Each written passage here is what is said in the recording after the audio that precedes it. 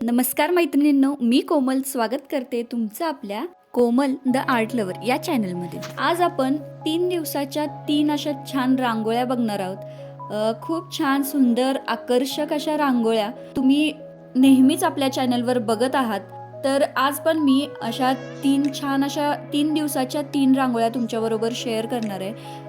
आता संक्रांत जवळ येते आणि संक्रांतीला आपण छान छान अशा रांगोळ्या आपल्या दारासमोर काढतो। संक्रांतीपासून ते रथसप्तमीपर्यंत रोज कुणाच्या ना कुणाच्या घरात हळदी कुंकू हे चालू असतं।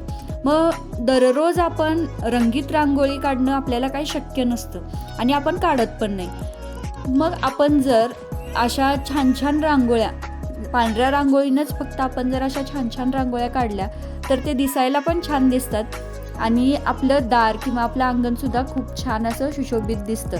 कधीही आपल्या घरात एखादी मैत्रीण आली तर तिचं स्वागत त्या रांगोळीनं खूप छान असं होतं आणि तिचं पण मन प्रसन्न होऊन जातं।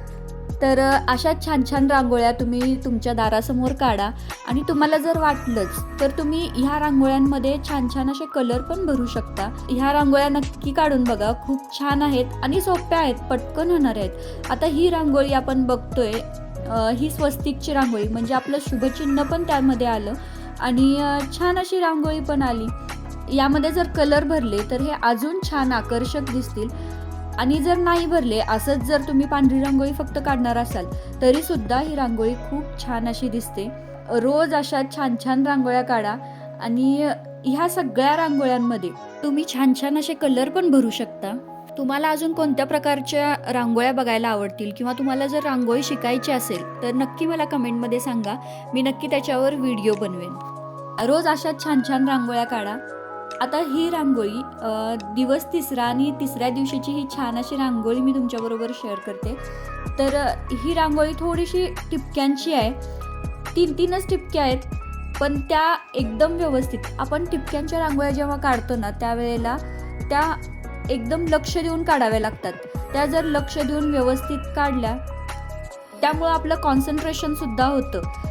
ह्या रांगोळ्यांमुळे ना लक्ष देऊन का काढावे लागतात, कारण एखादा जरी टिपका आपला चुकला की आपली पूर्ण रांगोळी चुकते। इथं तुम्ही बघू शकता छान अशी आपली रांगोळी तयार होते आणि इथं माझी एक टिपकी जोडायची राहून गेलेली, ती आता मी जोडून घेते। राहून गेली असली की आपली ती रांगोळी अशी अर्धवट दिसते।